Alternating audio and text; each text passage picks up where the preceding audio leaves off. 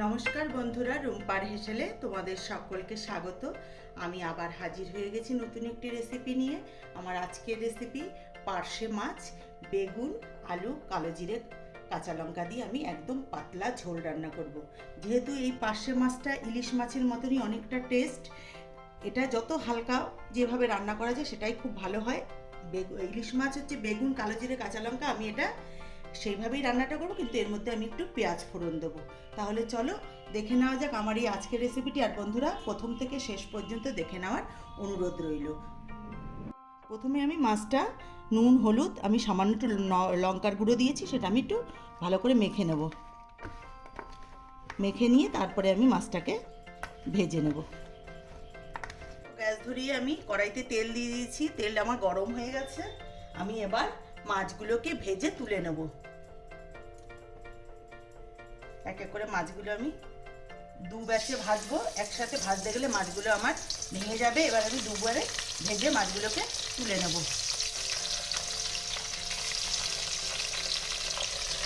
দেখো, মাছ আমি ভেজে তুলে নিয়েছি। এবার ওই তেলের মধ্যেই, আমি তেলটা আর উঠিয়ে নেব না, ওই তেলের মধ্যেই আমি বেগুনটা ভেজে তুলে নেব।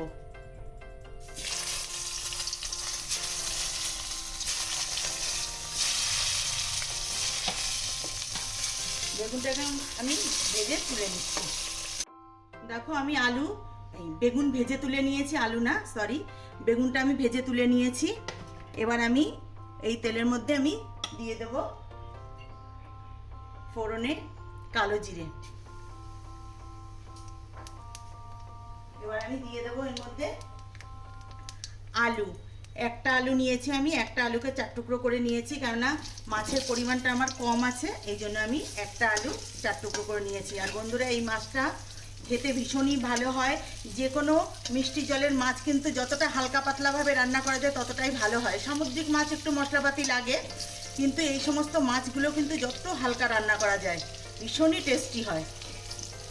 এবার আমি এর মধ্যে কেটে রাখা পেঁয়াজটা দিয়ে দেবো। আলু আমি ভেজে তুলে নেব না, আমি একবারে মশলার সাথে রান্নাটা করব। এবার দিয়ে দিলাম কেটে রাখা পেঁয়াজ, আর দেব চেরা কাঁচা লঙ্কা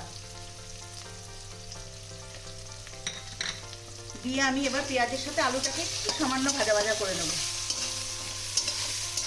দেখো, পেঁয়াজটা কিন্তু হালকা ব্রাউন কালার হয়ে গেছে, আমি বেশি ভাজলাম না। এবার আমি দিয়ে দেবো এর মধ্যে কেটে রাখা টমেটো, আর দেবো এর মধ্যে লবণ আর হলুদ। দিয়ে দিলাম হলুদ গুঁড়ো। এর মধ্যে আর কোনো মশলা পড়বে না,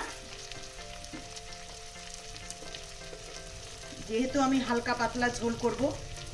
এটা আবার সর্ষে পোস্ত দিয়েও এই পার্শে মাছ রান্না করা যায়, সেটাও খেতে ভালো হয়, কিন্তু সেটা আবার একটু মশলাদার হয়ে যায়। আমাদের শরীর স্বাস্থ্যের জন্য যতটা হালকা পাতলা খাওয়া যায় সেটাই ভালো। এবার আমি এটা ভালো করে একটু কষিয়ে নেব। দেখো, মশলাটা আমার কষানো হয়ে গেছে। এবার আমি এর মধ্যে দিয়ে দেবো জল। জলটা আমি আগে থেকে ফুটিয়ে রেখেছিলাম। আমি যে কোনো রান্নাতেই বেশিরভাগ আমি জল আগে থেকে ফুটিয়ে ফোটানো জলটা দিই, কারণ তাতে করে রান্নার স্বাদটা বেশি ভালো হয়।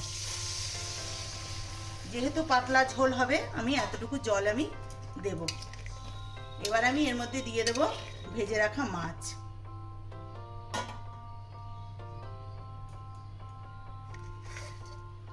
এবার আমি এর মধ্যে বেগুনটাও দিয়ে দেবো। বেগুনটা আমি আগে দিইনি, তাহলে বেগুনটা গলে যেত।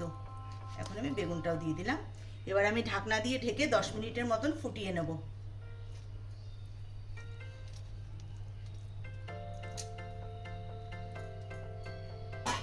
এটা কিন্তু খেতে ভীষণই ভালো হয়, একদম ইলিশ মাছের মতন স্বাদ হয়। 10 মিনিট পরে ফিরে আসছি। চাপাটা তুলে নিলাম। দেখো, আমার হয়ে গেছে পার্শে মাছের পাতলা ঝোল আলু বেগুন দিয়ে। এবার আমি স্বাদের ব্যালেন্সের জন্য সামান্য একটু চিনি দিচ্ছি, দেখতেই পাচ্ছ কতটুকু, সামান্য একটু চিনি দিয়ে দিলাম। এবার দিয়ে দেবো কেটে রাখা ধনেপাতা।